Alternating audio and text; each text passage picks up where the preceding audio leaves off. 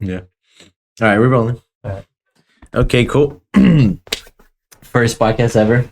First time setting up a podcast. I hope this all goes right. So, we got Cleburn here. What's up, Cleburn? Brother? We've been here for a little bit, but Yeah. what's up? Yeah, thanks for having me. For sure. Thank you for coming, man. I always appreciate you. I always like when we hung out before. I've always made sure to say that I appreciate you coming because you have a busy life. You know, you have 5 kids, right? Yeah. 3 that live with you. Yeah. And whenever you came to hang out, I was like, man, it's so cool that you come. You come here to hang out. I appreciate that. But well, it was last weekend. I saw your video on Instagram. I hit you up. I said, man, it would be cool to have to do a podcast. And you're like, okay, let me know what day and I'll be over there. Yeah. And a week later, here you are. You drove 3 hours. You live in San Antonio now. Yeah. Right. How long you live in San Antonio? We moved there last March of 2023, like at the end of the month. So yeah, March, April of last year. Mm-hmm. Yeah. You used to live with your 4 kids? So when we were here in the Houston area, it was me and all 5 of my kids. And then my oldest, you know, she kind of grew up and started doing her own thing towards the end of the last year. She moved out of the home. And then when we moved to San Antonio this past year, my other older daughter, she wanted to stay here. So she's still living in the Houston, Katy area with her boyfriend and roommate. So after we finish today, I'm going to go take her to lunch. Cool. Yeah. Boyfriend and roommate? Yeah, boyfriend and roommate. Good. Yeah. Interesting.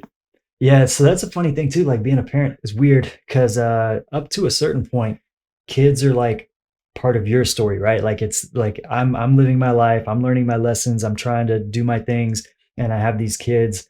And then at a certain point, they like really become their own person. They become self-aware, and now they're like doing their thing, and you're like a character in their story. So for me to try to like, or for all parents, right, to try to like get used to when that starts to change, like once they start becoming teens and young adults and stuff, and it's like, damn, we really like the dynamic has shifted. Like I'm still dad and all that kind of stuff, but it's just different because now they are like fully equipped and capable, and like their life has begun, right? Like they can use me as a resource, but they don't need me to like be right there. So that's yeah, it takes getting, I'm sure every parent goes through it, takes some getting used to, but it's it's an interesting dynamic shift.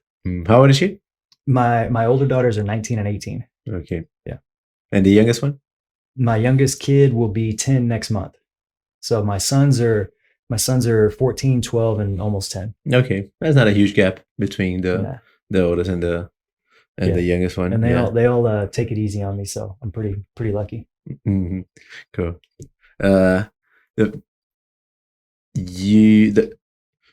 How can I ask this the right way? How many mothers are just one? Just one? Oh, all 5? Yeah, they're all from the same. Oh, awesome. Okay. Yeah. Okay. Yeah.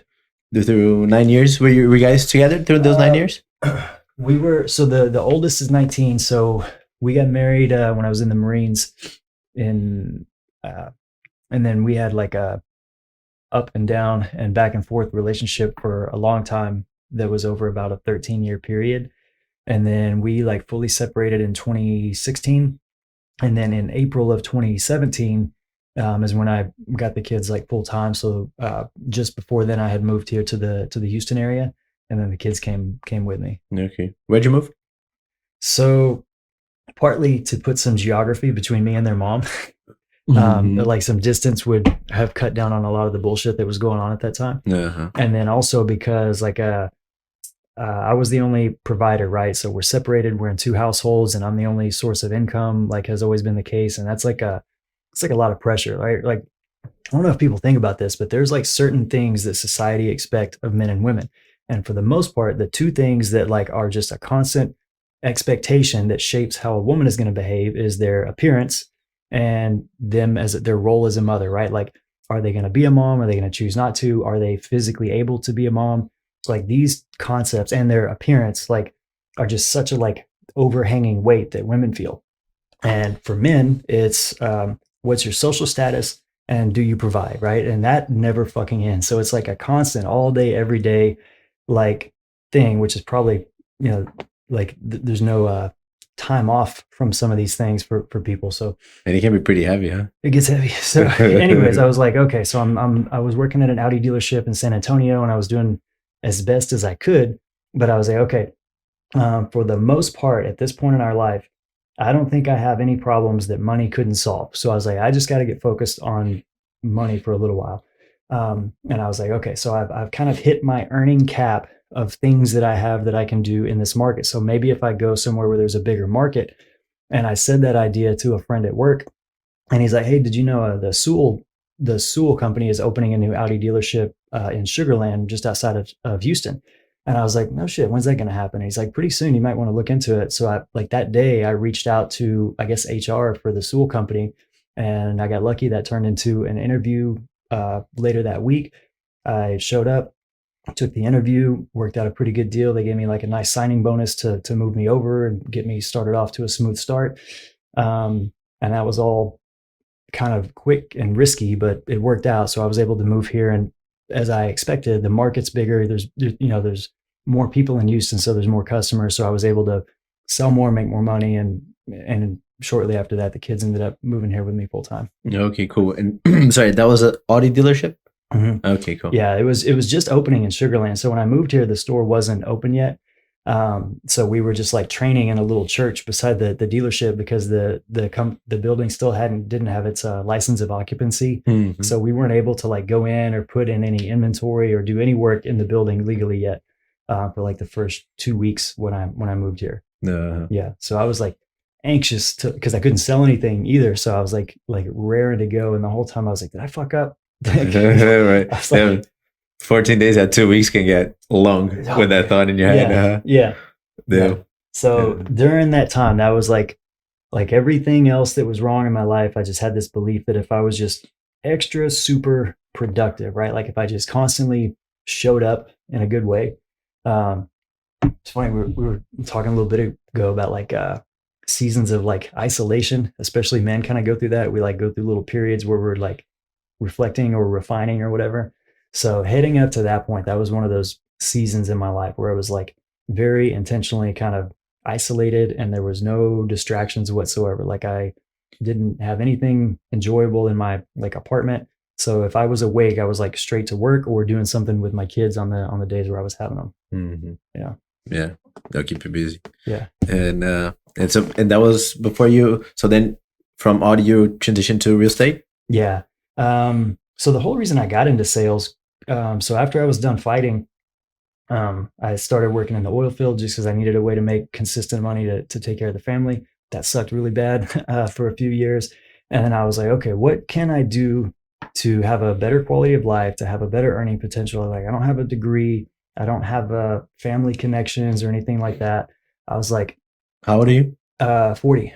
No, at that time. At that time, I was, this was like 2014. So I was like, just turned 31.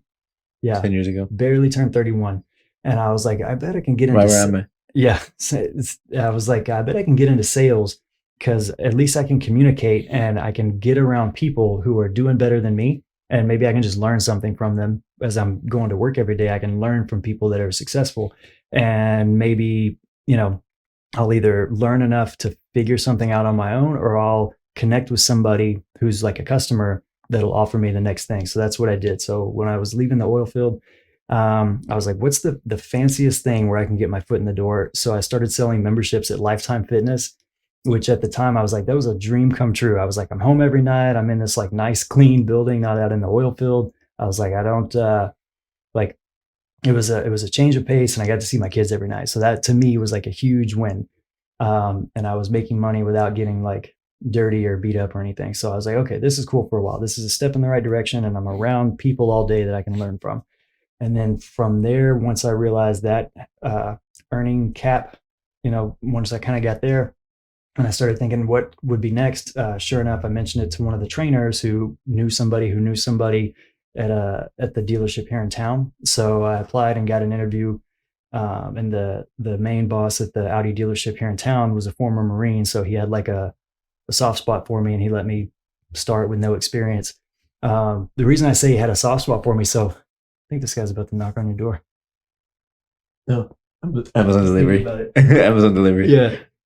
Yep, he just left it and took his picture. There you go. We saw the whole thing. Yeah, this guy gave me a job And my first day on the floor after like training for like a week, my first day trying to sell cars, because I've been bugging them since day one. I was like, let me go take customers. Let me try to sell a car. And they're like, you don't know anything. I was like, just let me get in front of people. I'll figure it out. And my first day, I got like overexcited on a test drive and I crashed an A7, which was an $80,000 car. On your first day? On my first day, I crashed it. And then rather than just fire me on the spot, which by all means they absolutely should have, they should have fired me. They say, as is protocol in a car dealership, if you have any accident, you got to go take a drug test first thing. So they sent me, this is on a Saturday, a busy day at the dealership. I wreck a car fairly early in the day. They sent me to a drug test. I come back, and before the day was over, I had taken a few more customers, and I sold a car to a couple of guys that only spoke Spanish. So I always joke, I'm like, I'm pretty sure that before they could like type up my termination paperwork, I sold the car in Spanish. So they're like, fuck, we'll just keep this kid around and see what he does. Wow. Yeah. So he let me slide on that one. Wow. And then I did pretty good for the most part after that. Nice. There you go. Yeah, I got lucky. Cool. And you just slightly mentioned fighting there. So when did you start fighting? Yeah, let's get into fighting, right? We'll probably cut all the rest of that shit out, but this is the good stuff. Yeah, we'll get to everything else later too, I'm sure. Okay.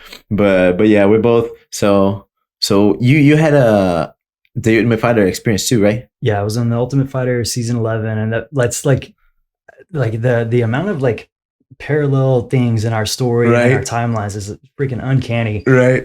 So I'm like, there's like always something going on there that I'm always like interested in you about. I'm like, but yeah, so I started fighting when I was getting out of the Marines, because at the time I was getting out of the Marines. So, and this was like 2007 and 2008, so the economy wasn't phenomenal, right? So I was like, okay, what can I do for work? Because now I've got a wife and 2 kids, and what can I do that I might want to do that has a good upward potential that would allow me to like feel like I have a life and also am like working, right? Because when I first came home, I did the responsible thing back in my small town, and I got a job at the factory there in town making like $11 an hour. And that was the best job you could get in town. And I was like, this is whack. You know what I mean? This is I could do this for the next 50 years. And sorry, where was that? What town? Stephenville, Texas. Okay. Yeah. So anyways, I was like, okay. Before I got that job though, like I had it set up that as soon as I was getting out of the Marines, I had a pro fight lined up like the week after I got out of the Marines and came back home. So I went up to Tulsa and got in a fight and got my ass beat. First pro fight? First pro fight. I came in second place on that one. So the guy I was fighting, he was 2-0 as a pro and 8-1 as an amateur. So yeah, I did not. Did you have an amateur career? No. No, I didn't have a day of training whatsoever. Oh, really? Because this was 2007. Just Marines? This was 2007. So like MMA was just starting to be a thing, right? It was only, 2 years before that was the first season of the Ultimate Fighter show, which made it start being like socially acceptable. But prior to that, it was borderline illegal in most states, right? So I was like, okay, so there's this new sport. It's going to have all this potential, but it hasn't gotten to a point where the competition is so stacked, So I was like, I'm a quick learner. I'm pretty athletic. I think I can like get in there real quick and like have some good success. And my goal was to get to a point as quick as possible where I had enough of a decent reputation and some money to open a gym. And then I was like, okay, so I can continue to fight and that'll be fun and that'll last however long it lasts and I can do whatever. But I want to have a gym so that I can have a life that lets me do the main thing I want to do, which is like train and be around martial arts and like have an influence on like self-development in that way for me and other, like a community of people that are like-minded. Back then you were thinking like that? That was what I wanted. And then I was like, that would also allow me to do things that are fulfilling, that make money, that serve the community, but also let my family be in the picture with me. You know what I mean? Because I was like, everything other than this is me going to a job all day forever just to trade time and energy for money and then see my family when I'm tired at the end of the day. Right. So I was like, and you're like 24, 2007, you're like 24. Yeah. I was 20. I just turned 23 because my birthday's at the end of the year. So, and you already had so I lost my first fight and then I started training at the guy that I fought though. I was like totally defeated. I was like, okay, well I suck. And I'm glad I found this out now before I spent like 2 years trying to figure out what I was going to do. So, but the guy that I fought and his whole team like convinced me to stick with it. And then and the promoter also told me the same thing. He's like, hey, go see these guys since you live in Texas. He recommended I go to the Lion's Den with Guy Metzger. And I called them and nobody called me back. And I called Travis Luter's gym, which at that time he had just fought Anderson Silva for the title a few months before. So, his gym was like really growing. So I called him, and at the time his wife was his assistant. So she gave me the directions and had me come out. And I paid for a year up front and tried to commit to training. And then from there, I won my next like 6 fights, all by submission over the next like a year and a half. So yeah, it was once I had some training under my belt, things were going pretty smooth. Yeah. Nice. Okay. So that's 2007 where you start training jiu-jitsu with Travis Luter? Yeah. Nice. And so what happened that you were purple belt when I got to know you, right? Or a brown belt already? I think I still might have been a white belt. So what? So we met what, like 2017 maybe 18 was it before then? I don't know. No. Yeah, the 18 at the earliest. Yeah, because I got here December 17. So Travis gave me a blue belt at basically 1 year of training there, and by this point I'd had like some MMA wins. I was like a regular sparring partner because they found out real quick I was like pretty tough and didn't know shit. So I was like a fun punching bag for the guys there that were fighting. They could use me to like move around and didn't feel like they were going to hurt me, but also you still fuck up the white belts. Yeah, but like an experienced white belt. Most people, like I was doing really well, right? Like even in jiu-jitsu, I was fine with the purple belts, most of the brown belts and stuff like that. But the upper guys, like obviously I couldn't touch them just because I didn't know shit. But anyways, I was catching on pretty fast. I was pretty committed, and he gave me a blue belt at 1 year in, but never promoted me again. And at that time, there was another guy there at the gym who was on season 10 of The Ultimate Fighter, a guy named Justin Wren, who was also doing really well, had like this extensive wrestling background. And Travis also never promoted him past white belt, which is silly. So where do I know his name from? Where Justin Wren? Justin Wren. Fight for the Forgotten? Yes, the big pygmy guy. He's got a beard now. Yeah. Yeah. So anyways, he was there too. And same thing, like Travis was like at that point where his career was doing really well. And I think he at the time didn't want to like give too much love to any of us other guys that were coming up as fighters in the gym, because it was like the Travis show at that time. Yeah. So that might have been some of it. Maybe I wasn't that good. I don't know. But either way, after I was like stopped fighting and went through all these years of like just working and stuff like that and trying to like roll or spar here and there when I could, but it had been so long since I trained that when I finally started having a little bit of more time and money and stuff to try to have a hobby, and I started going to Enzo's, and they asked what belt I was. I just told them a white belt. So I just started over. Oh, really? Yeah. Cause I was like, I don't know. But you were a blue, but I was like a really seasoned blue belt, right? Like I was like same thing as you. Didn't you say you were a blue belt for like 8 years? 8 years, Yeah. Yeah. So I was like, but I was a blue belt. I was a blue belt. Like that was the reason why I was a blue belt for 8 years. Yeah. I was avoiding jiu-jitsu all the time. Yeah. So I was like, at one point there wasn't too many people that I ever rolled with or trained with that were like demolishing me, right? There's like a handful of people that were phenomenal.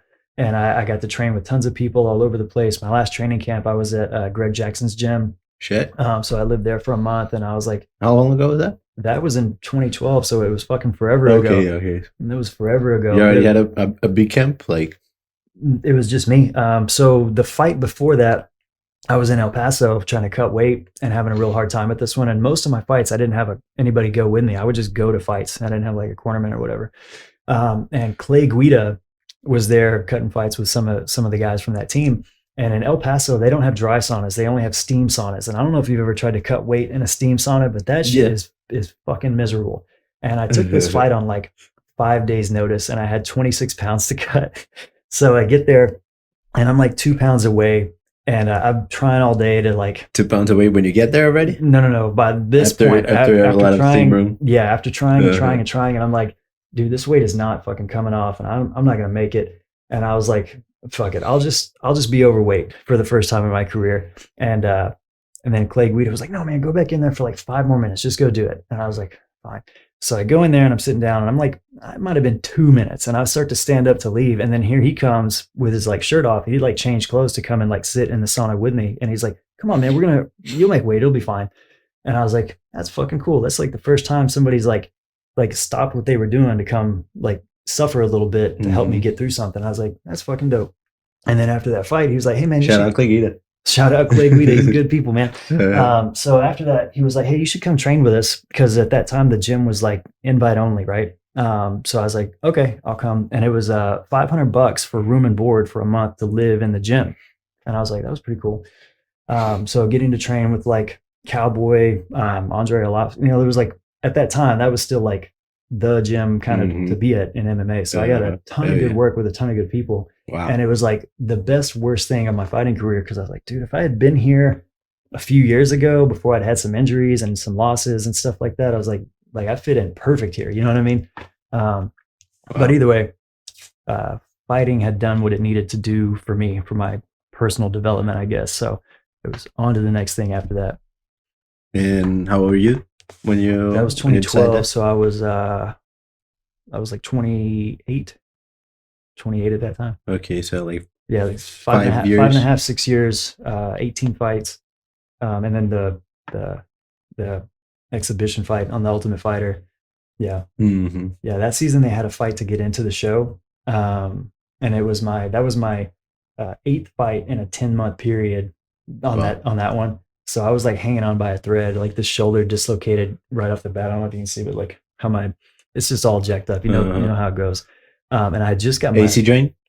Yeah, that's what I had recently. I had very recently. You hurt your? Yeah, it was very mild. Yeah. I got back to training like a couple weeks, not even. Yeah, this one. So this is how stupid I was. Like I said, I would go to fights without people coming with me, and I would like get injured and just pretend like I wasn't. Like when this happened, it was a 3rd-degree separation, so it happened in my morning practice. Knocked the fuck out of it, and then I came back that night and I just kept training for 6 weeks, and then I won that fight. But oh wow, yeah. How'd you keep training? I just did it. But you just wrapped your arm on you, or you just kept using your fucking arm? Yeah, I just kept using it. So whenever I would grapple, like I noticed real quick, it hurt to post on this arm. So if I needed, like if I was rolling, I would just like adjust and roll around it without trying to like use it too much. But I just did it. So that was like, I had such a scarcity mindset for that little period of time. Whereas like when I started off, I was like, this is fun. Let's just see what I can do. And it was fun. And then it got to a point where it was like, I have to do this. I have to train all the time. I've got to take these fights because I need the money, like, make shit for these fights anyways, a couple grand or whatever. So I started getting in this scarcity mindset where I didn't even honor myself enough to say, yo, this is like my life and my body. And right now it's not in its best shape. I got to chill the fuck out. What I was too busy trying to do was figure out that nothing would stop me from like what are my limits? What would stop me? And that somehow I was making this like agreement with fate that if I didn't stop no matter what, that like I would be rewarded, which is the dumbest shit, right? Like, and I didn't have anybody to say, hey, Cleburn, maybe you should like, not do. I mean, there's some merit to that, right? To that idea, like perseverance, right? Like, and hard work pays off. Yeah. But you just got to balance it out with like taking care of your shit, right? Being reasonable. So, yeah, exactly. Being reasonable, being smart. I mean, you're a guy that likes to throw down in your fights. Like you enjoy a good fight where somebody can give it as good as they're getting a little bit. And you like, most of your fights, you look the most happy when you get a little bloodied up and stuff, right? So yeah. I don't know how you navigated that. Like, because when we're young guys and we're trying to find out how tough we are and how tough we are not. And then there comes a point where it's like, okay, well now I don't need to know that anymore. Now I just need to like take care of myself a little better, I guess. Yeah.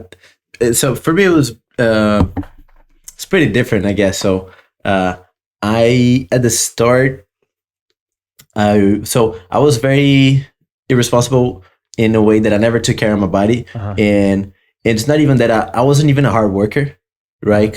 So my background, like just life in general, right? Like, been privileged. I grown up in Brazil, the 1% that didn't have to struggle at all, right? Especially for Brazilian standards. So my life was easy, and when it came to hard work, I didn't enjoy hard work, right? Like, but I enjoyed fighting and I enjoyed being tough, so that was fun for me. So I would do fun stuff all day, every day, right? So I would spar at any time.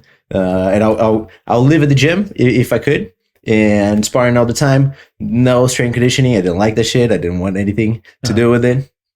So my body just started to fall apart. Yeah. Right. And also I would listen too much to doctors, if that makes sense. Like where I didn't really have great doctors where they're not used to working with athletes. Mm-hmm. I just worked to a regular people doctor, and they will see my stuff. They'll take an X-ray and MRI. They're like, man, you can't train for the next 6 months. Right. And I was like, oh damn, I can't train for the next 6 months. And it was a hand injury that my doctor said I was going to be 3-4 years away from training. And I believed him. 4 years. Yeah, and it took like 10 months. And when I went back to him after, I kept going back to him. And after 10 months, he's like, "No, you can start training a little now." And I'm like, "Okay, shit, finally." But if he kept me 4 years, I think I was going to stay 4 years. I don't know. I might have not fought again, or this was in come Brazil? Back there for 4 years. This was in Brazil? Yeah. Okay. Yeah, I remember my dad was pissed at me too when I told him that. And I'm like, "But what am I going to do?" The doctor said. And he didn't. My dad didn't know either, right? He didn't give me like an answer. Like, he didn't know how to like get a second opinion or go do physical therapy. He didn't know any of that. Right. He was just pissed. He was like, "What the fuck? Like, you're not gonna be fighting anymore. You invested all this time in fighting. What are you gonna do? You're gonna 4 years off?" I'm like, "Yeah, I don't know. I guess just really focus on college." And he's like, "Oh, what the fuck? No, you gotta fight." And so yeah, I was just lost. Just really no guidance. Mm-hmm. No guidance. Not really. Knowing what to do there, and like just trying my body going up just through sparring and training, having fun, and not strengthening my body, right? And that changed a lot when I moved here. When I moved here, well, first when I moved here, I kind of had the idea of give up fighting for a little bit, and I had 2 surgeries, right? I was fresh off my second surgery. I had a hip surgery first, and then shoulder surgery. Hip and shoulder, dude. Those are like not fun. Yeah, I didn't have one, but a friend of mine, James Vick. I don't know if you ever heard of him. Yeah, of course. Yeah, old buddy of mine. Literally cornered him at his first amateur MMA fight. Oh yeah, yeah. Anyways, James Vick, a while back when he was still an amateur, I think he had like a hip surgery. And at that point he was going through tons of hand surgery. So anyways, he said hip surgery was like the worst fucking one to try to have to deal with and recover from. And if you went from hip to shoulder back to back. Yeah, I guess mine wasn't all that invasive. I had a little bump on my bone on the head of my femur. They shaved it off. Okay. And it was arthroscopy. So 2 little incisions. Yeah. And just went in there, shaved it off the bone. But the problem is that so I don't know, right? So that's the thing, like, man, doctors fucked me so much in the past. I don't believe modern medicine. Yeah. I'm trying to find a balance, but I'm just so turned off to modern medicine nowadays. And not in general, but physical therapy is what I look for nowadays, right? Physical therapy, I believe, was the right solution for my hip. Yeah. Because the problem came right back. Yeah. Like the doctor explained me, like how everybody's different on the outside, everybody's different on the inside too. Yeah. You have a little bump on your femur, which is just how your femur is. But I think that that bump was created, by the pattern of movements that I do, right, in fighting. And it came right back, after 4 months. It was 4 months to heal from the surgery, right, from the post surgery, and 4 months for it to coming back. same pain, same injury. Yeah. Physical therapy is what makes it better. Yeah. That's the only thing that I have to do. I have to for the shoulder too. But this is my fault too, because I didn't take care of my post surgery at all. I was just fucking around training. I got back to training as fast as I could, probably faster than I could. Accepted a boxing fight too. Fought with just my left hand. Got knocked out. Yeah, that's like I used to have a hard time with guys that were smart. Like you would look at guys like GSP or whatever, right? That would make comments like, I want to stack all the chances on my side of the table, right? Like I want to make sure everything is lined up perfect for them. And I almost didn't. And I don't know if I can guarantee you're kind of the same way too. You're like, I'm not so much worried about winning or losing. And I almost dare losing to come find me and show me where it can find me, right? Like I would almost rather figure out what it takes to lose and find out like really how much of a handicap I can have and maybe lose or still win or whatever. Like not being smart, basically. Like too busy trying to be tough and like have my own little game, like play rough. You know what I mean? Yeah, and it's I don't even say like it's dumb or smart or not smart. It's just different goals, right?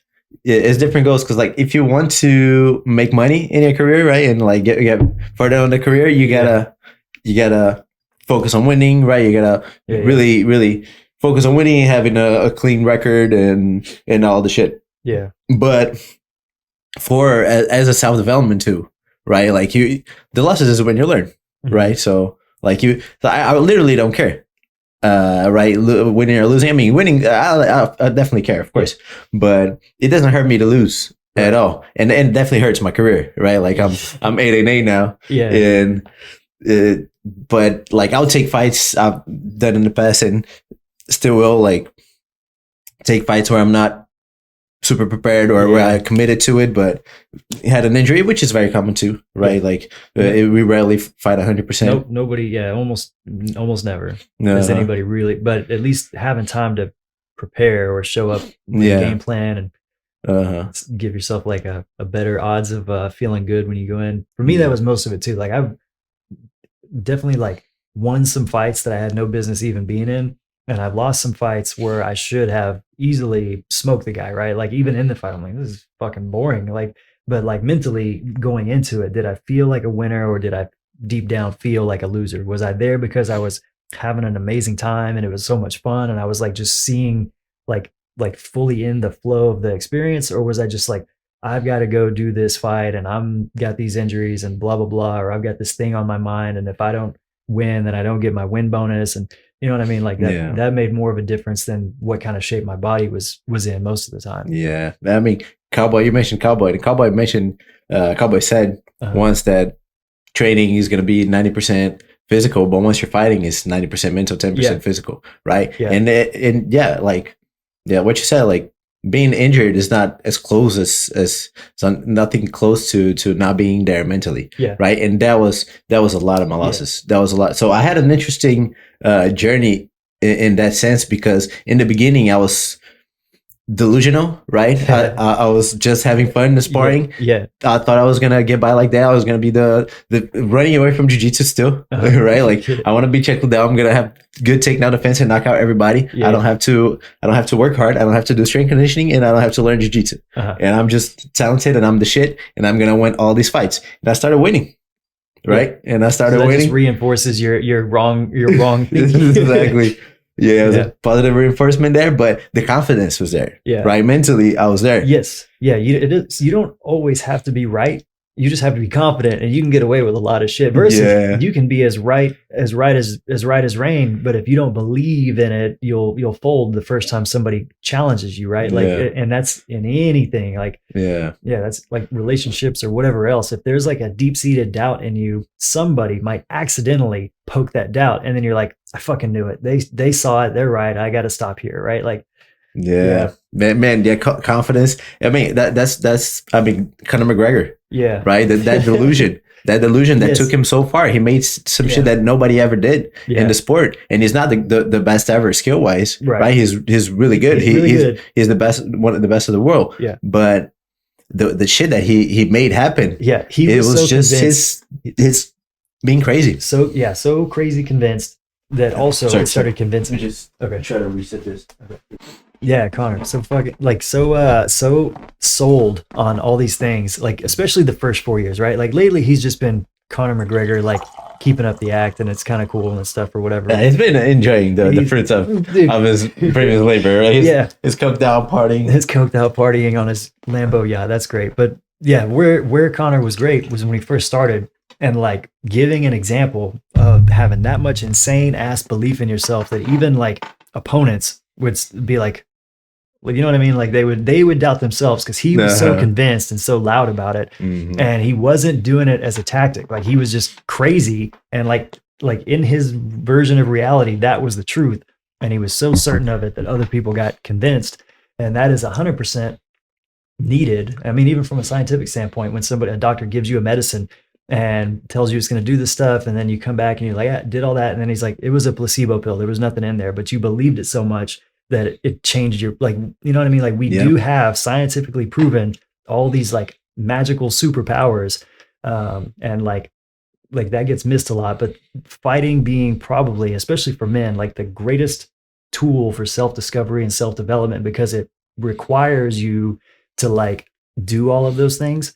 And then there's no making up the results. There's no like bullshit around the results, right? Like a win or a loss or like a success or failure is pretty concrete. You know what I mean? Pretty clear, yeah. Yeah. So yeah, trying to use those results to like dissect everything leading up to it, and was like, okay, what was working, what wasn't. It's a pretty good tool for that. Yeah, and that confidence, that delusion or not, right? But that confidence is the belief, right? Not even confidence, but the belief is not only so powerful but necessary. Yeah. Right. And I believe in that a lot. I believe in that so much. Like there's a book, The Power of Subconscious Mind. You ever heard of Joseph Murphy? Joe Dispenza? Joseph Murphy. Joseph Murphy. Okay. Yeah. And he says that the subconscious mind is God, right? Is the collective. Yes. Is everybody has God inside of them. The subconscious mind, which is God, knows everything that ever happened anywhere ever. Yeah. Right? In the whole universe, not just on Earth. Yeah. And will ever happen. Right. Yeah. So it's independent of time. It knows everything that ever happened or will happen. There is no past or present. It's just, God is consciousness. Like, you know what I mean? Like every religion tries to get, and every philosophy and science is kind of getting there. Yeah. God is consciousness, and all things are conscious in some way. Like even plants communicate with each other, and you know what I mean? Like, yeah.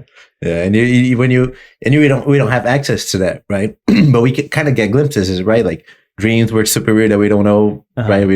Science still doesn't know, hasn't figured out dreams. Yeah. And just that belief that if we believe enough, so what he says is like, if we believe enough and we attach enough emotion to it, you make it happen, right? And what he doesn't really say word for word that, but what I understood from that book is like, if you believe something enough, it's reality, right? It's reality for you, no matter what, right? So you just gotta believe enough. So let's say you believe you can fly, right? So you believe you're able to fly. You have to figure out how to fly, right?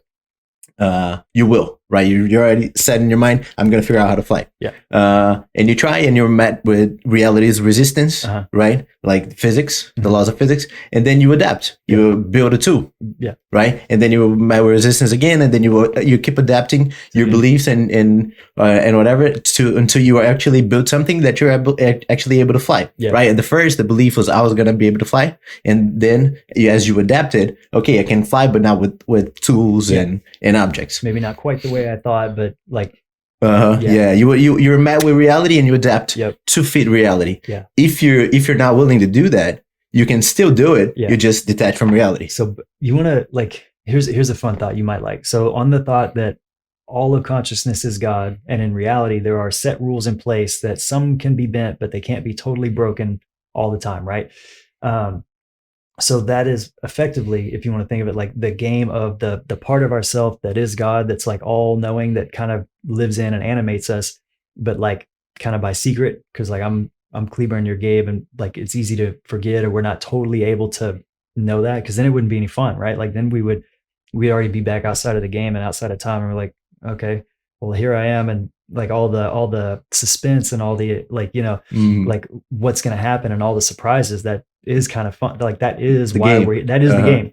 But those little things of like we were talking about earlier, like when you get an idea in your head, or when you get a message, or like something in your heart, like that is from God. That's like the source thing. And what we're supposed to do is figure out how to like be all about that for a little while. And because who knows what's going to come from it? Like, you know, like airplanes, like the Wright brothers were crazy and they said, we're going to fly. And I can only imagine the people that were like, no, you fucking ain't. Right. And then eventually they're like, okay, well, I'm not going to with my own body fly, but guess what? Now we're all going to fly because I invented this thing and you can all get in it with me. So because they like were crazy enough to follow that idea and stick with it, even though it didn't turn out exactly how they thought, now there's like a new aspect of our evolution of consciousness in our experience, right? because they were faithful to that vision. They didn't just say, you're right, it's crazy, this is dumb, I'm going to go be a blacksmith, because that's what people do today. So like, who knows what good thing is going to come out from everybody like doing their best to honor that, like that thing that's in them that says, I need to do this. And along the way, I'll learn some stuff, I'll figure out more about who I am, but it's all meant to be like an initiation process. Like people that get into manifesting, and definitely when I was fighting, when I was doing sales, I was real big on like visualization, scripting, like writing out goals, and like including all the things you're supposed to do, right? Like including all my emotions, including, like I would say things like, I'm going to give this in exchange for this thing I want to get back. Like I'm going to do this work, I'm going to provide this outwardly in exchange, and I'm going to wait for the idea to come with me. So I would include in my scripting, I would include each of my senses. Like I can see it in front of me, I can feel it coming to me. So I'm like tying in my emotions and my senses for something that hasn't happened yet, writing it out, including the way I would feel about it, including the law of exchange and the law of reciprocity, which is saying I'm going to commit to doing these things, and in return, this thing that I would like to get is going to come to me. And a lot of times that shit would happen. Sometimes it was like straight up magic. I was like, all right, that's kind of actually spooky. And then I started thinking, I was like, okay, well, how come a lot of people do this? Manifesting is a real thing. Goal setting is a real thing.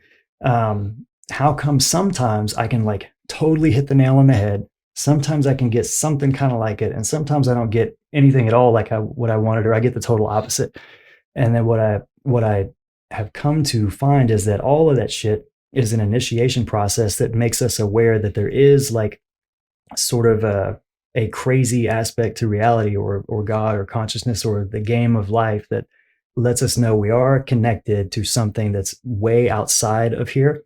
And then that gets comforting, because you're like, okay, so no matter what happens from day to day, how hungry or full I am, how winning or losing I am, like I'm not just here. I'm like here for the fun of it and for the development of it and the experience of it. But I'm also way outside of here, and nothing here is gonna get me or hurt me, or it can't get me. I'm outside of life. That sounds a little crazy, but that's what I think is the ultimate reason why we're able to like believe in something enough to make it happen, is to like, one, continue enhancing the evolution of like humanity, of life, bringing new things into the world, but also as like a personal proof and reminder that we are connected to love, to source, to God, however people like to call it. Yeah. Sure. It's like, all right, yeah. It's like a long rant, but powerful. No, yeah. And you so you say you realized that through visualizing and manifesting, but realizing that you don't get the outcome every time. Yeah. So like sometimes that's what I was like, how come sometimes when I'm like living a certain way, everything's good, and I'm doing these things, and I can straight up get the thing that I set my mind to. How come sometimes I exactly get it? Sometimes I kind of can't, and sometimes I totally don't. Like, so me, Cleburn, in my own like thinking isn't the answer. It's not like I can just, because nobody does, right? Like nobody bats 1,000. Like the most successful people that we think of that are like the best examples of like icons that we would want to follow as an example, none of them get it right all the time. As a matter of fact, they get it right less than they get it wrong, but they try constantly, and they keep moving with the same sort of like faith, despite things not working out. So I was like, why there's no version of reality where I'm exempt from bullshit happening to me. Like it's going to happen. I'm going to be wrong sometimes. I'm going to lose sometimes. I'm going to be disappointed and not get what I want. And sometimes I'm going to get what I want. And I was like, do I need to be disappointed and like the things I like less, because I know that on the road to those, I'm going to have a bunch of shit I don't want. I was like, I don't like that comparison. And I don't want to be in the middle of something shitty and be like, it's okay, it'll be over and the rain will stop and there'll be a better day tomorrow. I was like, I don't want to just keep bouncing back and forth between good and bad. I want to know why there's even such a thing. And that's when I started realizing that it's not that we're here to do that, to have that experience as sort of a refining tool for us as we're like maturing, like as all of human consciousness is maturing, like as one thing. Like if all of human consciousness over all time was like one human baby that started as a sperm and an egg, and it goes through so much evolutions until it becomes a person and moves to a person's life. Similar to that is all of us. So I was like, okay, so that makes me feel better that I'm not just Cleburn, and I've got like 70, 80, 100 years to figure out how to like optimize my life so I can enjoy it the most. You know what I mean? Mm-hmm. I was like, that stopped being the point, I guess. And it was more about just enjoying the whole thing. Enjoying the whole thing, right? Like by the losses too, right? The losses too. Like, so it's not so much the outcome or the there's a certain level of detachment to like, I am waiting. I'm not like coming up with an idea, because most of what we do is out of habit or out of impulsive need for like an inner chemical reaction, right? Like I'm going to get some food, or I'm going to go get stoned, or I'm going to go find a girl to, you know, have companionship with, or any of these things. I'm going to get rich so I can get a cool car, or whatever the fuck, or I'm going to hate myself so much I like go move under a bridge. You know what I mean? Like, like all these things that we do a lot of times are compulsive. So I was like, okay, here's what I want to do. I want to figure out how to pause and leave space to hear what God's saying, which there have been different times in life. For you, it was like, you know, leave the house. You got it pretty good here. Like go do things a different way and find out your own way. So how can I hear that voice and know it's from God and not from my own like impulsiveness making me go do something? And then when I hear it, and I'm sure it's like, didn't just come from me, but I'm like, all right, yep, that's for sure in my heart. That's something I need to do. Then how can I like get totally involved in it? Like totally get into that role that I'm about to have to play for the next little bit, and be willing to go through whatever the process is gonna be like during that time. Yeah. Yeah. Yeah. And yeah, I guess I don't know, like with like we were talking about the fighting too, like I fucking enjoy the losses for some reason, you know. The losses, the struggle, and it doesn't always feel good, but I don't know. I feel like it is the development, right? It is the how you get better. If you're just winning all the time, I guess it's a good sign that you're already developed, that you're strong. Somebody who can only handle winning is really kind of weak, right? Like if they're not strong, totally. If they're not strong enough to handle a loss and still like stay the course, sort of. Yeah, no, totally. Yeah. But I mean, like, if you're winning all the time, it's still good, because like it's a feedback that you're already developed. Yeah. Right. If you're winning all the time, then like I guess you're better than everybody else that you're dealing with, I guess. Yeah. There's at least that's a pattern that tells you that. But there's no sense of development, I guess. Yeah. You know, and through the losses, they're like, okay, now I leveled up. Yeah. You know. You know, now I get the chance to level up, right? Yeah. It's not simply losing, but it's taking the lesson, right, and making the necessary changes. Yeah, for sure. Yeah. If there's any like young fighters that end up hearing this and they're like, for sure, try to watch the career, the fights you take, or if you've got a good manager that's like helping you pick smart fights, that's great. But in training, at least, like it's good to be open to training with people that you can't beat, to have to face those like reality checks. Yeah. Yeah, because you're gonna face that in the training room, right? And like, and that's preferably. Like, that's what I've noticed too. Like as far as every now and then, like you'll get a question when somebody finds out your fight, and they'll ask about like street fights or what happens if you're out and somebody does this. And I'm like, dude, like you never have to think about it ever, because like the only type of people that would be capable of beating you in a street fight are like really well trained, and really well trained people do not get in fights. You know what I mean? Like exactly. the most humble, patient people are always the most badass people, because in order to get to be a badass, you had to start by not being a badass, and you had to like be humble. Yeah, you had to be that iron that gets sharpened by the iron of like these other guys. And if you're not humble, if you're too arrogant or too proud to like take an ass whipping and then come back the next day, you know less. Yeah. So you got to be willing to be like, all right, fine, I can accept the fact that everybody in this room, including the girls who are 50 pounds smaller than me, like when I was first starting, right? Like I was like, geez. And that was how it started for me. My first time at jiu-jitsu, I was fresh out of the Marines. I was like 22, 23, strong as shit, like never been injured, like bulletproof, right?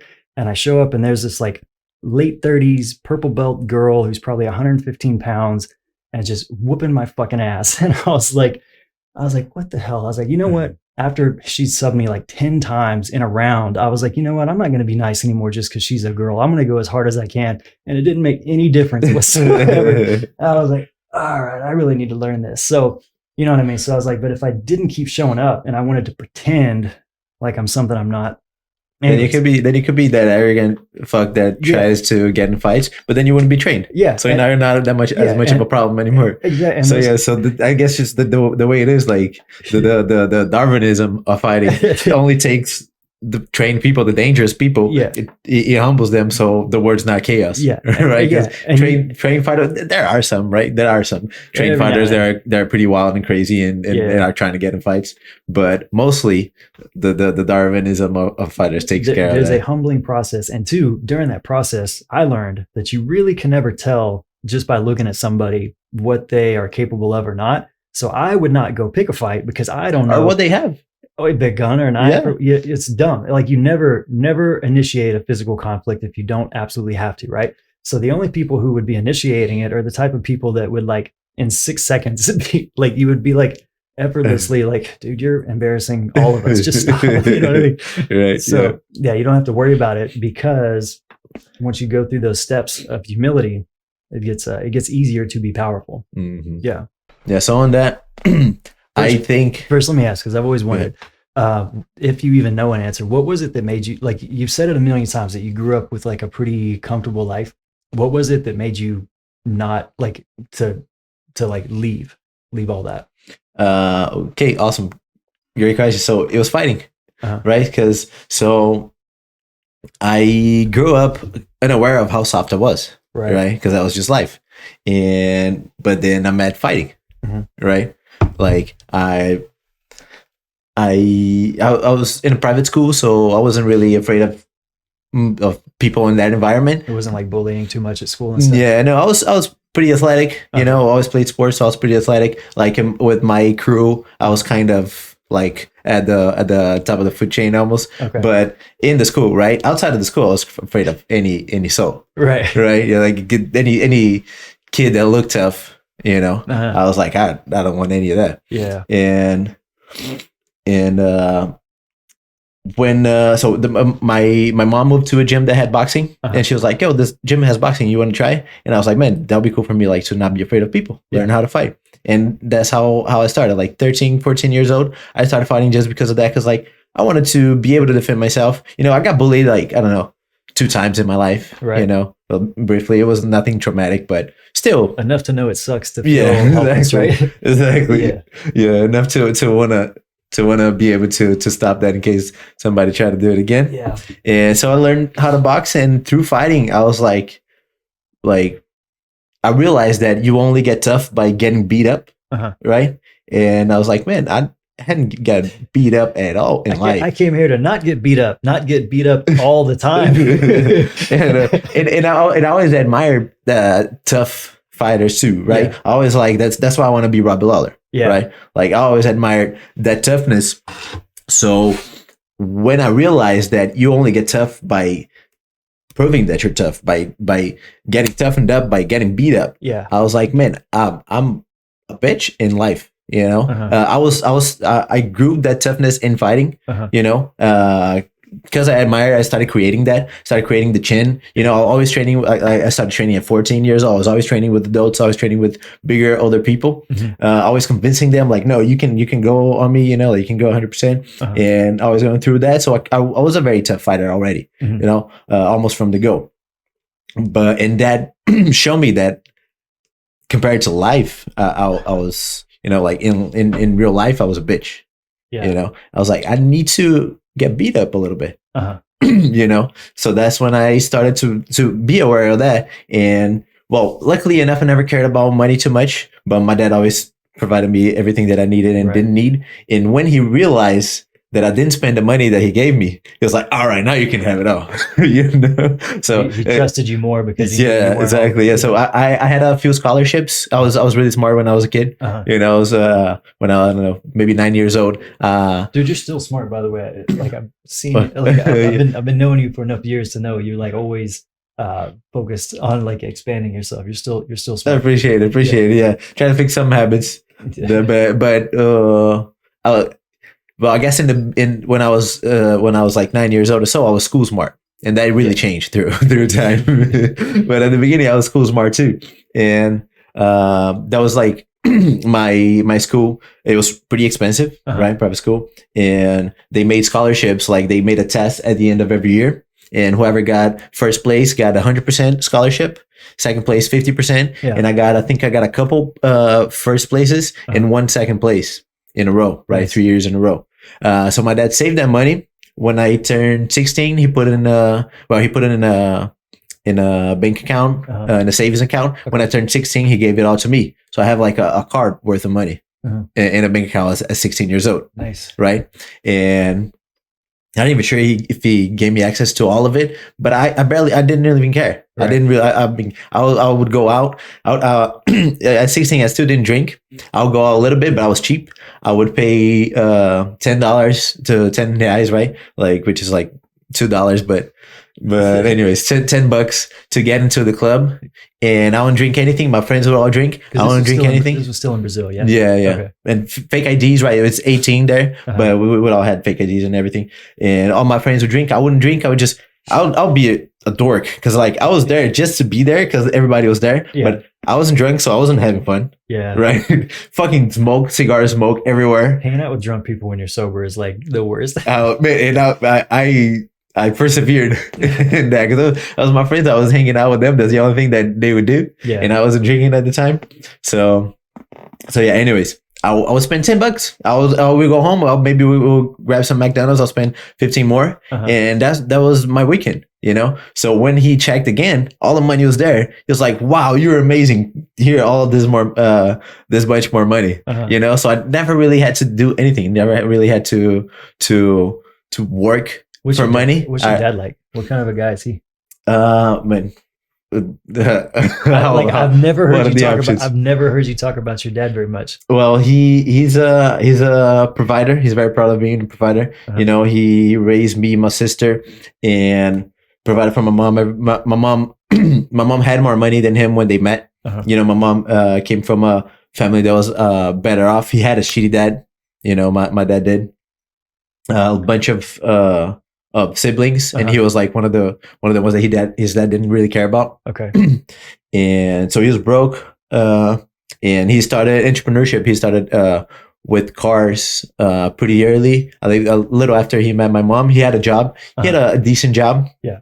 But she had a better job. Okay. Right. And I guess my mom's family thought that she was supporting him, and he was crap. He was a bum. Yeah. Right. And well, he started entrepreneurship and started selling cars, and that started working out. And when that started working out, my mom didn't work anymore. And to this day, I don't know, they got divorced when she was pregnant with me. So 31 years ago, they got divorced. To this day, he supports her. You know, and he talks of like his family, everything that matters to him is his son, his daughter, and his ex-wife. Okay. You know, and now his grandchildren from my sister. So he's family is everything for him. He's very proud and proud to be a provider. You know, he made some mistakes with me, like just in teaching life lessons. You know, I think his idea was like, we pay for everything and school handles teaching him how life works. Yeah. And we just provide everything that he needs, you know. So he spoiled me a lot. And that if I didn't start fighting, I was gonna be because he grew up rough, feeling shitty. So in his mind, like what he needed to do was solve that. So he became especially with his dad, with how his dad was. He became a good dad. So he was maybe too soft on you guys because he didn't. Oh yeah. So he had to that was what he had to do for his life, right? And then you balance the scales. You're like, okay, everything's provided for. It's good. Like, you know, you got it. Like I see all the investment books and stuff. Like, you know what you're doing, but you're rounding out the balancing, tough on your terms, not tough because like shit was coming after you, right? Like you were feeling attacked in your own home. I had to produce that. Yeah, you know, I had to because I didn't have any much tough shit happening to me besides fighting. Yeah, you know, fighting was what taught me that I needed to be to get tough. You know, through that mechanism of getting beat up. Yeah, and that's why I decided to come here. That's why I started talking about him. I started declining all his help. Right, he would be giving me money to this day if I let him. You know, he'll be supporting me to this day if I let him. I had to tell no. Every time I see him, I have to tell no. He tries to give me money. There was probably a time in his life where like he decided what he had to do was be that guy, right? So like it probably makes him feel happy when you do receive it from him. At the same time, it's clearly he's like proud of you for like being your own man, right? Yeah. And it was hard for him, I guess. It was hard for him to have me not accept that anymore. But like, it was hard. But in the end, he's like, right now he sees that was necessary. That's what I was saying earlier. Like he's proud of me now. At a certain point, your life is your life, and your kids are part of your life. And then once they hit a certain age, like it's their life, and you're a part of their. You know what I mean? Like So, and he was like stopping growth. Yeah. Right. He was preventing my growth. For the parent, it's hard to like let go, right? Like, and adulthood is another stage of letting go like that, where you're like, dude, I can do things this way, and then it's hard for a parent to realize it's not about them anymore, right? Like, yeah. Then one thing he always wanted to do too is like leave through me, right? He always wants me to have the best shit, like the best cars, new cars, and I don't give a fuck, right? Like, he's still he got on my ass for getting a newer car. Yeah. I have a 2019 Corolla. He wants me to have a newer one. Yeah. And I'm like, I'm going to drive this shit until it doesn't work anymore. Right. I'm riding 400,000 miles on that shit or whatever it takes. Yeah. And then I'll get a new one and do the same thing again. But he's like that, right? He likes to drive nice cars, especially he made all his money with car dealership, right? So cars is thing, cars, watches. I relate to that.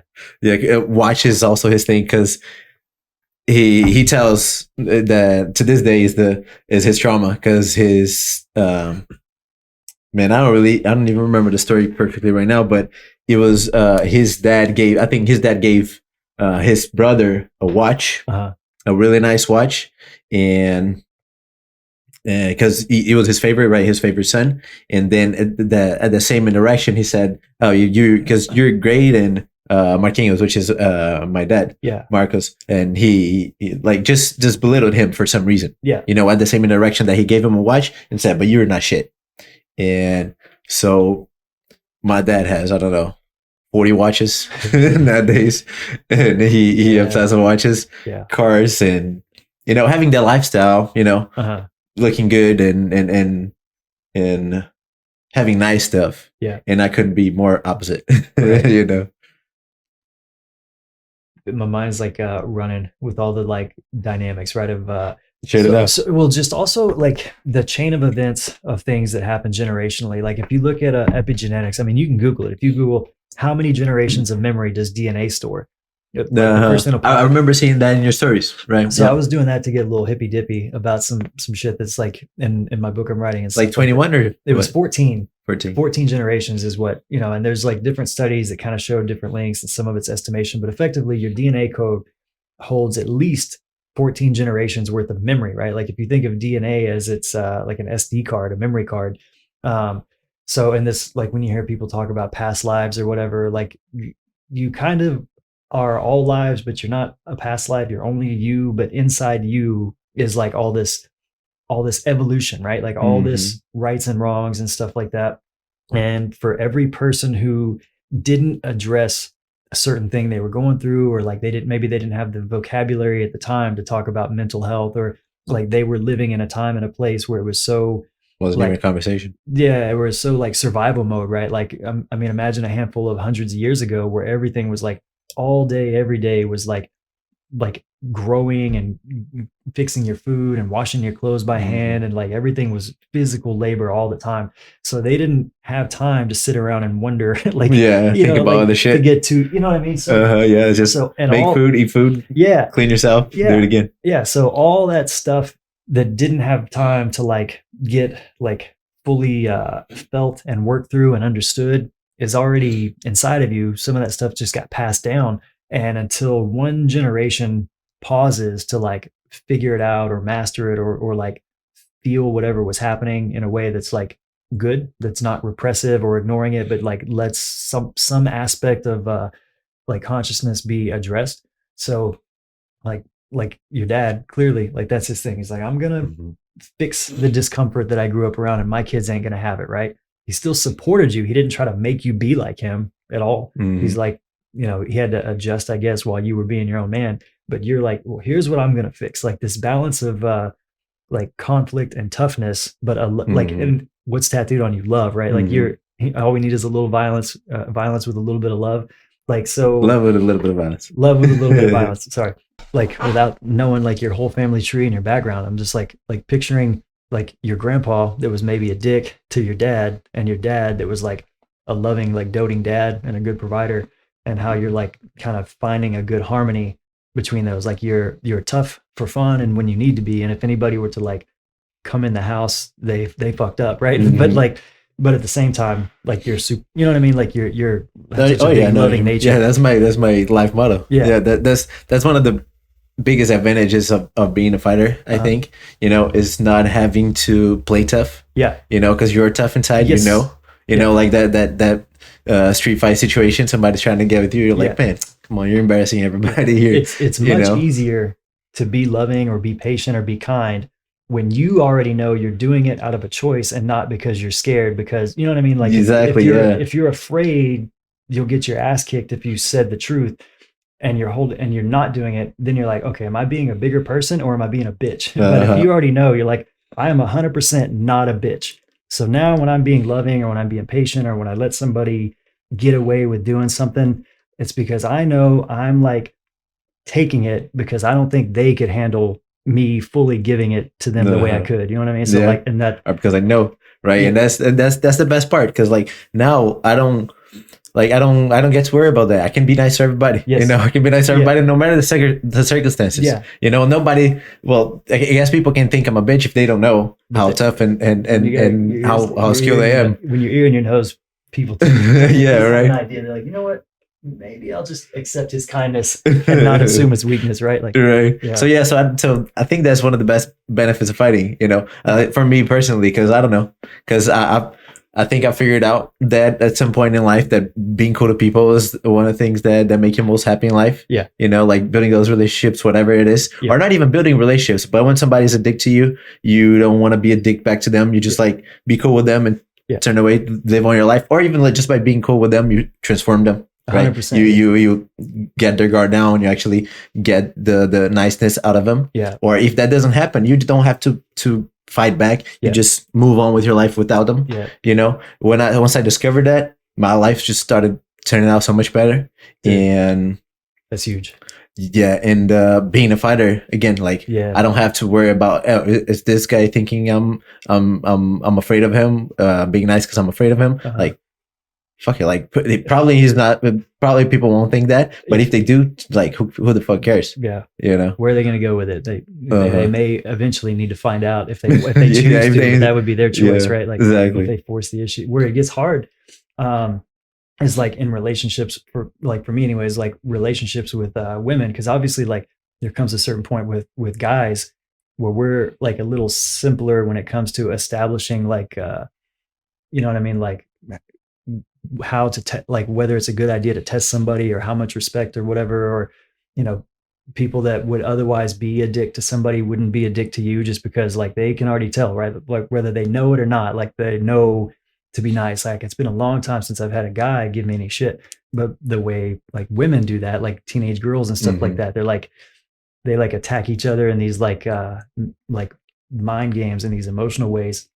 So it's like it's easier to be nice to a guy because I know the way a guy would challenge me is to pick a fight, and I know I will win that fight, right? Like, so it's easy to like be nice because it's the right thing to do, and it feels better to like help keep the momentum of like love around. But it's also, I don't want to have to like make this guy realize like if he goes too far, right? There's certain limits, but it's always better for the most part just to let shit slide. But like with women and relationships and stuff like that, then you're in a whole different territory of like emotions and energy and stuff like that. And it gets tricky whenever like, where do you hold those boundaries, right? Like, cause they're never going to beat you up. They're never going to attempt to beat you up. So I'm never going to need to get to a point where I'm like, okay, just so you know, irrelevant. It's irrelevant, right? Cause that's already a given. Women are existing in like, we can get to a point where we can walk down the street and never have to worry about, nobody would ever pick us as a target, right? Like, but like my aunt the other day, we were at the Riverwalk. and we were trying to GPS our way to a little cafe. And she said something about never walking around with her phone in her hand because someone could snatch it. And I was like, you know what? I would never have to think about that, but that's a reality for women, right? Like, because they are physically potentially like a target for somebody, so they have to exist in a way where they are like cunning. And the way we kind of worry about that in Brazil too. Is that right? Yeah. Oh, even being a man, we kind of have to watch our back. Yeah, rough over there. It can be. Yeah, but I was like, the way women think about ways in which they have to guard themselves or look out, or the way they attack is so different. And I was like, shit, how to draw a good boundary with women, because it's never going to become physical. So where is a good point where I can say, here's where we're going to stop, and I'm going to have to not let you antagonize, you know what I mean?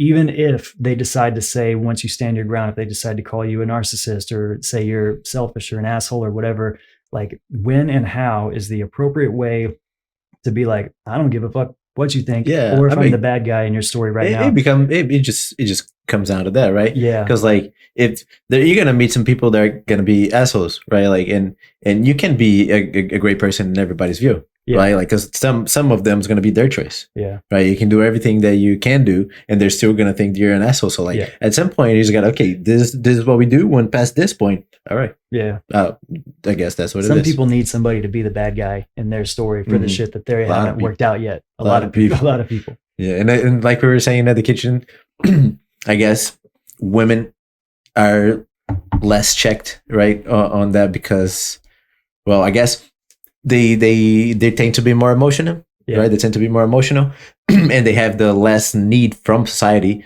to be accountable, right? Like you were saying. Yeah. And if you want to repeat how you said that, I thought that was really smart, you know, and I hadn't thought about it that way. Yeah. So, like, men are extremely emotional. That's why the male suicide rate is through the roof, right? But socially, we aren't allowed to be emotional. Like, there are so many obligations that fall on us that are everyday, all day obligations to be providers and have sufficient social status, right? Like, that really does fall on the man for the most part. This is like, you know, people have all passed this or whatever, but in general, in society, that's what a man is supposed to do: provide and be somebody effectively, right? Like, have a favorable reputation in the community. So those two things are constant pressures on a guy. And a lot of times, if a woman has not worked out her own shit inside, what she's going to do is throw that shit onto a guy by calling names or acting like you've done something wrong when maybe you have, because we're always constantly, because we're under that pressure to always like be the figurehead for our family, for our people, all that stuff. Men will always make mistakes as humans, right? We all make mistakes, but yeah, guys are under a lot of pressure to be, especially a guy who's like like somebody who self-evaluates all the time, and we're always looking for things that need improvement. So sometimes maybe a partner, a woman, isn't aware that she hasn't even begun to work on an inner flaw. I don't say flaw, but like an inner scar or a wound or a misalignment that she has inside of her. And because it's something maybe too painful or too close to like a young memory that they're not even ready to deal with, they like cover it up. And anything you cover up or repress or don't look at, you end up projecting out onto other people. Like, what you are unwilling to see in yourself, you're going to find it outside of yourself on other people.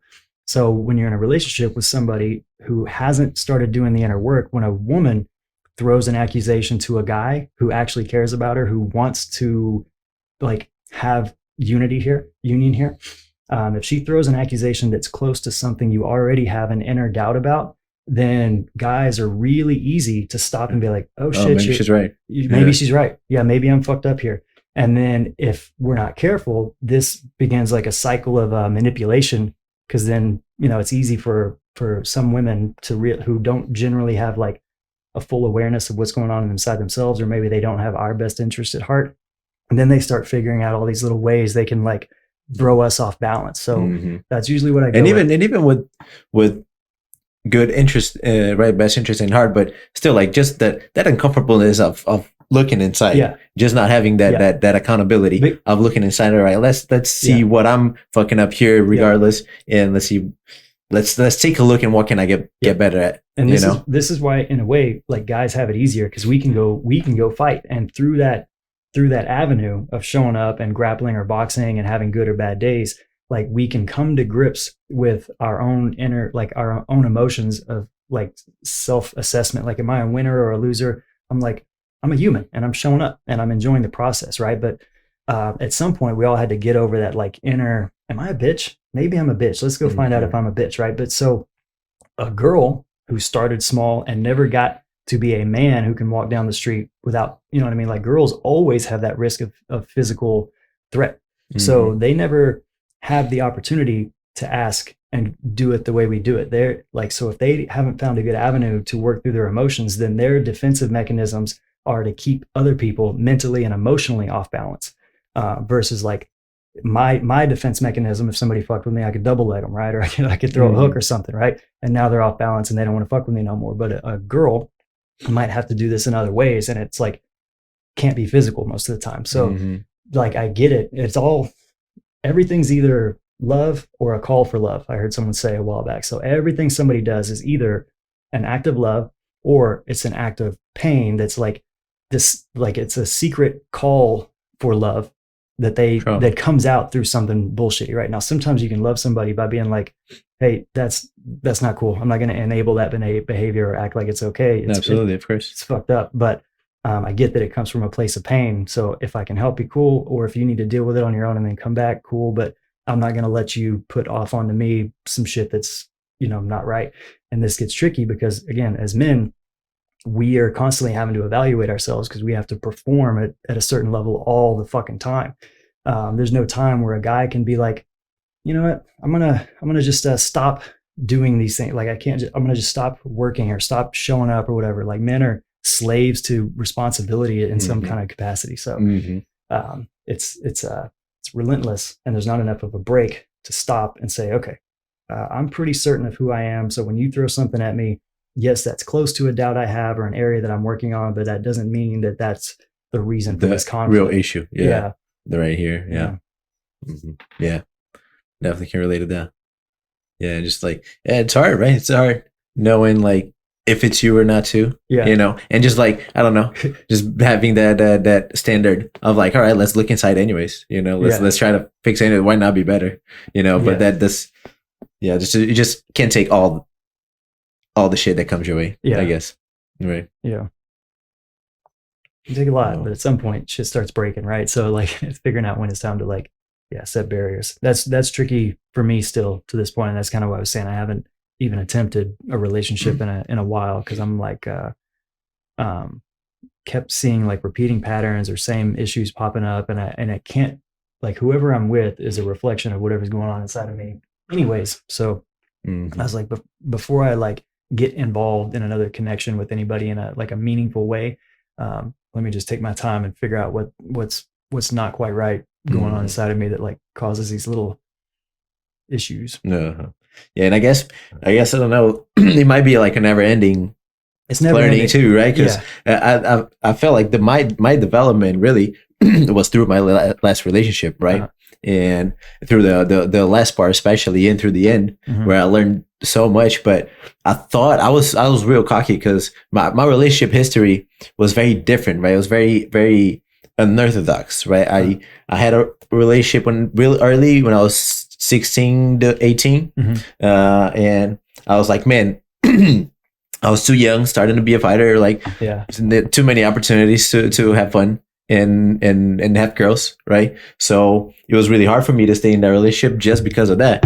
And it was really early, and I was like, man, I want to enjoy life, including different women, right? So and it hurt me so much to break up with her because she was so good, right? So nice. So I don't know. We didn't have any problems. We wouldn't fight. Right. It was really rare that we would even fight in those 2 years. So when I broke up with her exclusively because I wanted to fuck other girls, right? Basically, I was like, I'm never committing to any other women again until I'm like really sure that I can do it. Yeah. Right. So I don't know. I might be single forever. All right. Or to 40 years old, whatever. Yeah. Right. And I kept until my last relationship. That lasted almost 10 years. Right. And so I had several relationships in that time, but never exclusive, never ever exclusive. Every time I got too close to a girl, and I would allow myself to love them too. Right. You know, I wasn't like emotionally distant. Yeah. You know, I would do the whole thing. I would just whenever we got close, I saw that we were liking each other. I was like, hey, this is always gonna be like this. It is never gonna be exclusive. I have this issue. This happened with my first relationship, so I cannot tell you that I'm not gonna want other girls. You know, so just know that. You know, and some of them went away after telling that. Some of them stayed, and we still had a cool relationship, but always open, right? That taught me an attachment so much, right? Being able to love them, and still get over any sign of jealousy that I would have, because it was my option. I would feel like an asshole being jealous if I set the standards, right? So I really demanded for myself to give them freedom, complete freedom, because I was the asshole asking for it, right? So that taught me an attachment on a level that whenever I had other relationships, people were like, the girls were impressed with how I would handle that, right? The lack of jealousy, you know, the freedom that I'll always give them, and the real love. I think, you know, like the unconditional, not even unconditional, but the real love where it's not possessivity. You know, it's like just wanting them well and wanting to enjoy time with them. But if they have to do their thing, they have to do their thing. And like, I'm not bugging you for shit. Giving them what you wanted them to give you as well, right? Like you're behaving how you want to be, you're treating them how you want to be treated, right? Like, that was what I felt like I needed to do in order to have open relationships back then. And so that taught me that through all those years, almost a decade. So I was cocky. I was like, man, I know relationships like nobody else, you know? And that was true. I had that practice and that knowledge of relationships that people that are fucking 40, 45, 50 years old have no idea how to love somebody like that. Right. You know? So I have like these girls that say that I taught them how to love her. I was the person who showed them like real love, because they had just shitty experience before with jealousy, you know, like fucking crazy guys. Young guys are not usually controlling. Yeah, of course, right? And girls too, right? Yeah. But maybe men especially. But in my last relationship, I found out that I have no experience with commitment, right? Compromising, right? You know, like to really having the other side of the relationship, which is like the commitment, right? Today I feel like this, but I can't be this because I have to do what I committed to, regardless how I feel, right? Like, I guess, or not even that, but just like, I don't know, just being like, I don't know, compromising. Yeah, I guess that compromising in putting somebody as almost like half of your life, right? I thought that idea was crazy with Chris and with Max, right? Yeah. She always put the relationship in such a high place, a high regard, and I was like, man, like my relationship is like top 8 priority in my life at most, you know, at best, and she was always top 1, top 2, you know, with right there with family relationship, and I had to learn the value of that, you know, through that last relationship, you know, and I didn't value it enough, I think. And that's where I learned. And so that's what I mentioned that, because like there's some learning that's only going to come through practice, right? And through fucking up and through making the mistakes, taking the losses, you know? Yeah. So we can prepare ourselves as much as we can, but some mistakes are going to be made on the field. Some mistakes are going to be made on the field. Some lessons are going to be learned on the field. Yeah. As far as I can tell too, every relationship where people are like, especially in like a loving, committed, especially like a living relationship, to some degree, like the higher self, the subconscious self that already knows how everything plays out, or whatever like soul contract might be for things to work out. Like there was an agreement in place and a knowing the whole time that whatever one person is really trying to work through, they're going to see it in the other person until they can internalize it. I feel like, so a lot of times, like, you know, the trick of, I guess, a real union should happen individually, but then as two people become together and really commit, the goal should be to become one person together. So like blending together, committed to like becoming this like actual union, not like a partnership where we're like, I'm me and you're you, and there's an unattachment where if somebody needs to go, like you were solid in the beginning to where even though it would suck and you'd have to experience those like connections coming out, so to speak, and undoing, you would still be okay knowing that like you were okay before, even though it's better when there's somebody there. But two people committed to like becoming one person, that is kind of like, at least like from the Bible where it talks about that, like a man should leave his parents and go become one flesh with his wife. That's kind of the idea, like committed to realizing that when you see something in someone else, it's probably trying to teach you something about yourself, which is either how to accept an area that needs to improve, or how to learn how to hold a boundary and make somebody else take accountability, even though you love them and would like to like absorb the pain for them or take what they're saying very seriously. But being able to one or the other, right? Like admit, yeah, you're right, I fucked up, or you may be right, but also this is really more about you. There's nothing I can do here. Nothing I can do on this one, right? I'm not going anywhere. Everything's good, but like that's on you, right? Like, so that gets tricky. If both people aren't willing, like if one person needs to not be viewed as wrong more than the other person, they get more defensive. They may like freak out a little more. They may like really need to insist like, hey, you need to really be the wrong person here, because like deep down they cannot possibly handle like the possibility of being wrong in that moment. So they really need you to do it. And to some degree, like that in that like impervious part of us that's like, fuck it, I'm only human for a little while, I'll be fine. Like I'll just let it slide. I'll let them convince me. I'll pretend to be convinced and let them play like we think I'm the one who's fucked up right now, when really like they're missing something they need to sit with. So yeah, and that's I guess it's something that you only learn with in a really committed relationship, especially the first part, right, where the unison, where you solve it as a team. And that was like, that's the vision that I lacked really for such that long period of time when I was used to have all those loving relationships but unattached, but each one having their own life. I saw that as the ideal. I put the independence and the unattachment on a pedestal. Like like codependent, right? Like we can do our own thing, but we have chosen to like work together, sort of thing. I mean, like not even. I like that part. Right, I'll just put on the pedestal the real independence, like being a couple, but each one having their own lives and doing their own thing, and only like coming together to enjoy, right? Like I even lacked the perception that relationships required work. I always thought that relationships were to be a good thing, and if there's resistance, it's probably better to let go. I had that relationship, I had that vision a lot, and I had to learn that unison, like the value of because I mean I never really had a family view, like building a family. I never got that far.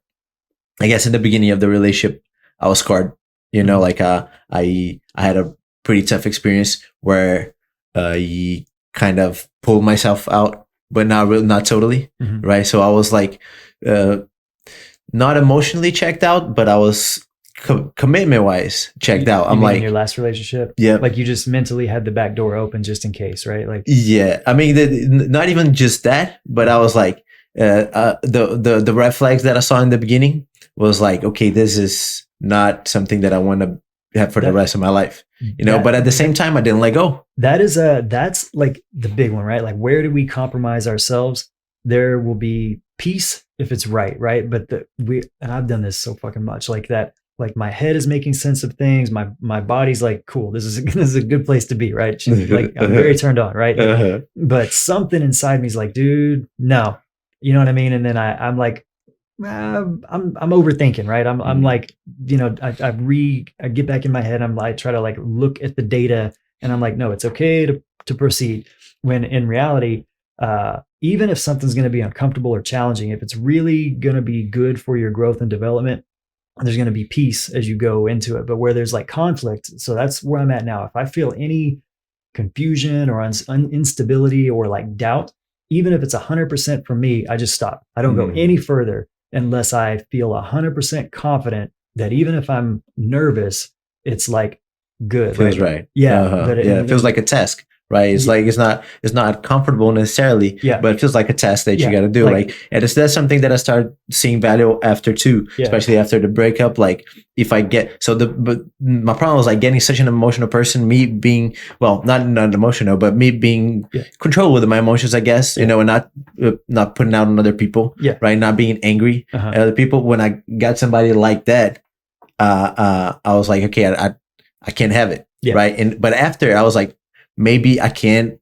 try to handle it, you know, handle it the proper way, and not try to give up and see a red flag at the first sign of resistance. Right.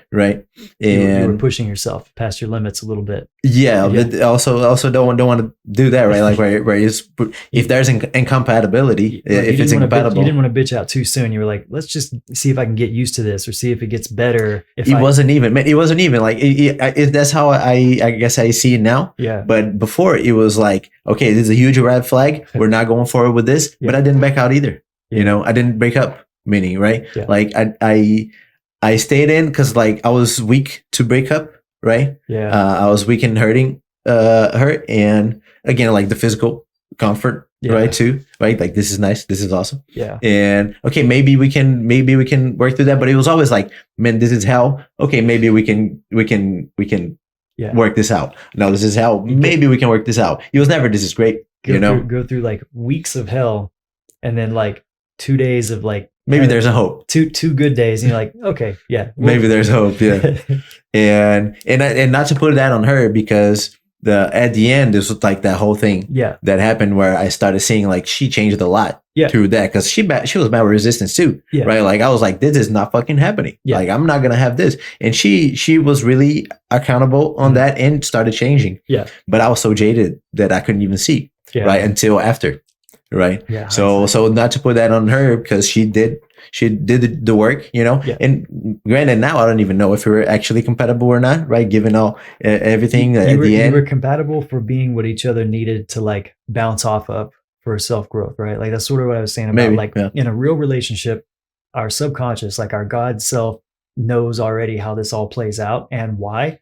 But from the time where y'all met, clearly there was like a thing that said, you're going to do this, right? Like, even you could have chosen to say, I feel red flags, I'm going to ignore them, right? But like, you went for it anyways, and then you learn from it. And the same thing, she probably had her own inner conflict. She probably, while she was doing things that hurt you, like deep down, she's like, God damn it, why am I doing this, right? Like, or I wish I wasn't doing this. And then that is like the agreement, the soul contract of your relationship was to like do all this shit, right or wrong, to a point where like both of you will be able to fully see it once you like separate. As long as you stay there, that dynamic may stay that way forever, until it gets to a point where y'all like, you know, you either grow into one person or you grow as individuals to a point where you're like, well, we're done here. But, and for right or wrong, like you take away that. You evolved because of it. Even if you can't like put it into words, like the change has been made due to that like bouncing off of each other, you know? So it's not like one person was more right or more wrong than the other, but what you were right about, they were wrong about, and they kind of you needed to see that wrongness to figure out how maybe it internalizes in you, and then vice versa. It was, I guess, like, comes like to the incompatibility, and like the incompatibility was because we both lacked something, right? And I guess just realizing what we lacked and what we can be better after that, right? Like, for her, it was very clear, I guess, right? Because it was like all the stuff that I put right in the beginning, like, I don't like this, this is not right, this is not good, and she accepted right away and started changing. And for me, it was after the fact, right? After the fact, after breaking up and regretting and all that, just looking back and seeing like everything that I learned, everything that I was lacking before, right, from previous relationships, that I learned and I got from that, because at the time it didn't feel like I was learning anything, right? At the time, I felt like you're getting your ass beat, right? Yeah, exactly. But after, I was like, okay, no shit, wow, like I didn't have like any idea of like about all this side of a relationship, you know, and like I definitely learned a lot about what a relationship can be too. And I thought I knew it now. We're an hour and a half so far. Okay. We could wrap this up. I probably better get going. Yeah, it's 2:30 now. Okay. All right, cool.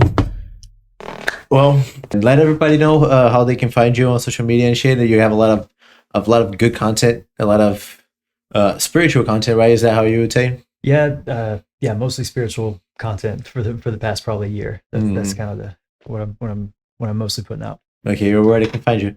Yeah. First, thanks for having me over, brother. This was phenomenal. Yeah. If anybody wants to look me up or see any other stuff that I put out, I'm the only Cleburn Walker, I think, on social media. So Cleburn.Walker on Instagram, Cleburn_Walker on TikTok. Awesome. All right, man. Cool. Have a safe trip back. Yep. I appreciate you. Thanks, man. Hope to have this talk again pretty soon. Soon. All right, man. Awesome. Next time we'll have the whiskey too. Yeah. Oh yeah. That would actually be like a fun way to kick off